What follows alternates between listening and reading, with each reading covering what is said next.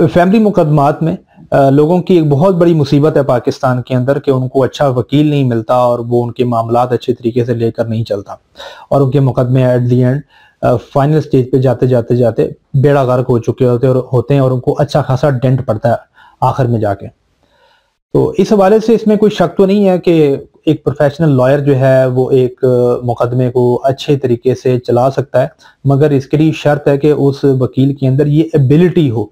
उसकी ये प्रैक्टिस हो, उसे खुद भी कुछ पता हो कि ये मामला कैसे चलना है, इस केस को कैसे चलाना है। जब वकील को खुद ही कुछ नहीं पता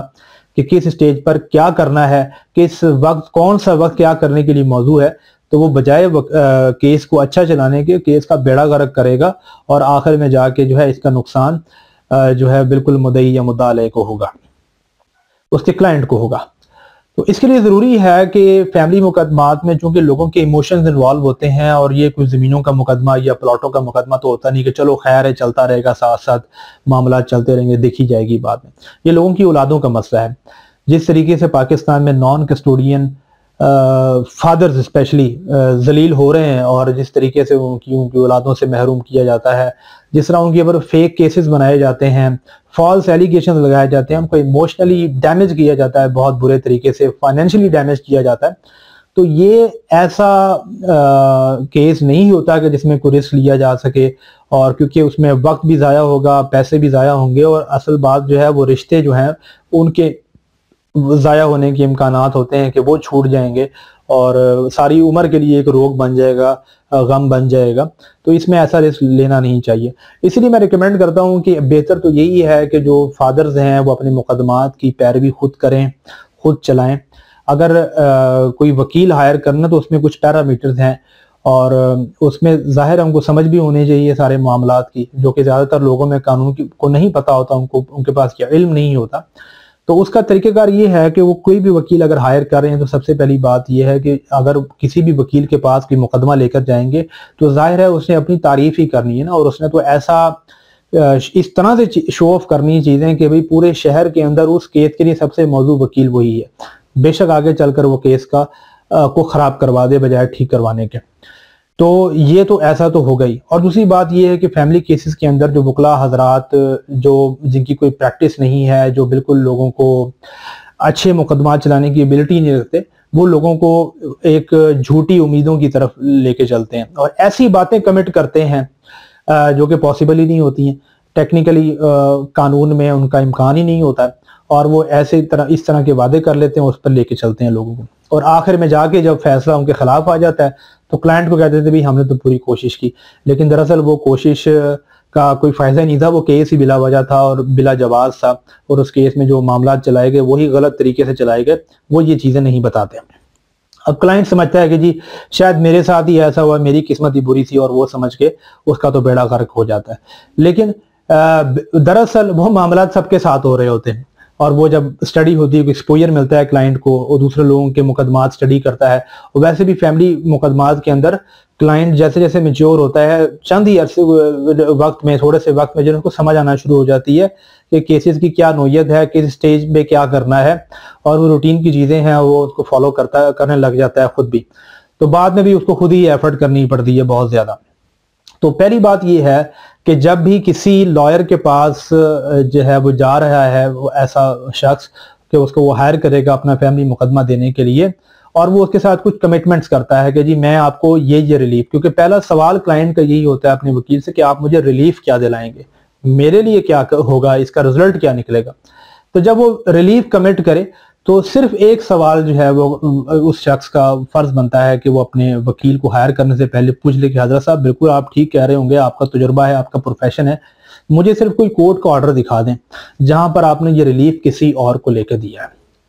तो जब ये सवाल वो करेगा तो यकीनन अगर वाकई कोई जेन्युइन लॉयर होगा और उसने वो रिलीफ लिया होगा और वो कोई झूठे रिलीफ कमिट नहीं कर रहा होगा, तो वो कोई ना कोई कोर्ट ऑर्डर जो है वो लाजमी तौर पर दिखाएगा, या कोई ना कोई जजमेंट का जो है ना वो रेफरेंस देगा कि भाई ये चीज यहाँ पर डिफाइन की गई है, आप जो है ना इसको ऐसे ऐसे और ये इस तरीके से अप्लाई की जाए तो यहाँ पर रिलीफ मिल सकता है। और अगर उसके पास इसका जवाब नहीं है या वो लारे लगाता है कि जी ठीक है बिल्कुल है जी लेकिन देंगे बाद में, लेकिन बाद में फोन नहीं उठाता, प्रोवाइड नहीं करता, तो यकीनन वो झूठ बोल रहा है और गलत बयानी के साथ काम ले रहा है, उसके पास ऐसा कुछ भी नहीं है और वो आपके केस के अंदर भी बिल्कुल इसी तरह ब्लाइंड रहेगा क्योंकि उसको वो काम करना ही नहीं आता या कानून में वो रिलीफ पॉसिबल ही नहीं है।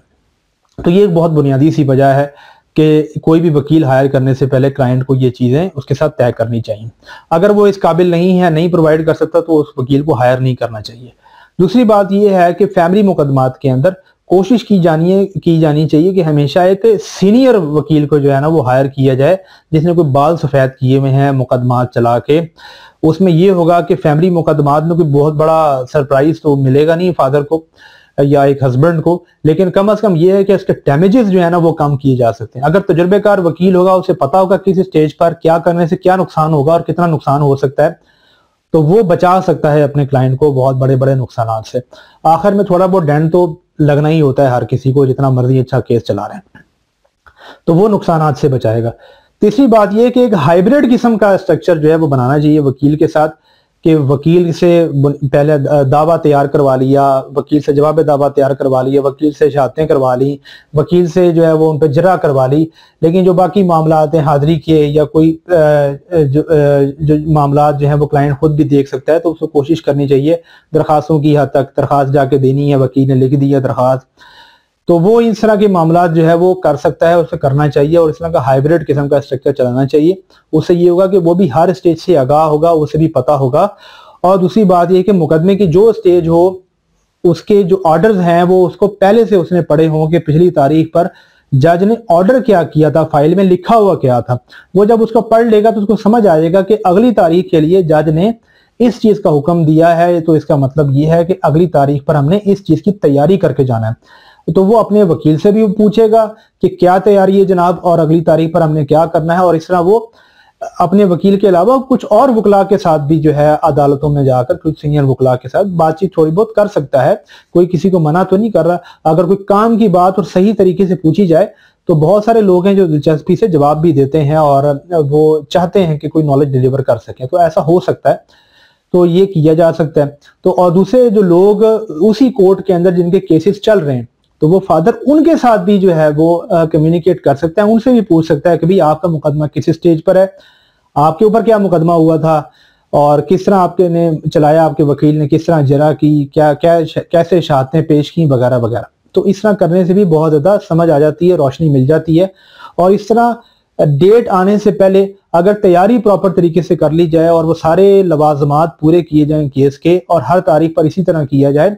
तो बहुत इम्कानात होते हैं कि आखिर तक जाते जाते केस बहुत ज्यादा स्ट्रांग हो जाएगा। और इसी तरह अगर जरा करनी है तो जरा करते वक्त क्या सवालात वकील ने करने हैं ये पता होना चाहिए क्लाइंट को बहुत अच्छे तरीके से। उसके साथ बात होनी चाहिए कि भाई आपने क्या सवालात कर रहे हैं, फिर उस टॉपिक को सर्च करे जाके। इंटरनेट के ऊपर बहुत सारे लोग इस वक्त मौजूद हैं, उनकी जाके गुफ्तगू सुन सकता है कि वो किस तरीके से अपने केस के अंदर क्या क्या सवालात करते हैं वगैरह वगैरह, और दूसरे लोगों से भी रहनुमाई ले सकता है, क्योंकि असल तो पता चलता है मैदान में आने के बाद। और दूसरे लोगों के जो केसेस हैं उनसे वो ले सकता है, पूछ सकता है, उनसे वो उनकी कॉपी जो है मांग सकता है। लोग प्रोवाइड कर देते हैं कि भाई ठीक है मुताले के लिए आप पढ़ लें, अपने केसेस की कॉपीज दे देते हैं दूसरों को गाइड करने के लिए, क्योंकि वो भी उसी पेन से गुजर रहे होते हैं। तो ये मामलात जो हैं वो इस तरीके से अगर देखे जाएं तो बेहतरी के इम्कानात है। लेकिन अगर किसी वकील के ऊपर उसके खाम ख्याली वादों के ऊपर ट्रस्ट करके बस जंप लगा देना और बस ठीक है जी जैसे वकील साहब उसी कहना है असी उसे तरह ही करना है, तो वकील जो है ना अच्छे खासे केस को और अच्छे खासे सेफ केस को भी डबो सकता है बहुत बुरे तरीके से। और क्लाइंट को ये नहीं भूलना चाहिए कि जहां तक फैमिली केसेस की बात है तो बहुत सारे वकील और बहुत जो जजेस जो हैं वो खुद भी इस मामलात में फंसे हुए हैं और वो भी इसी तरह की तकलीफ से गुजर रहे हैं अपनी औलाद के हवाले से, अपने ऊपर बनाए गए झूठे केसेस के हवाले से वो भी इसी तरह सफर कर रहे हैं। तो जो वकील या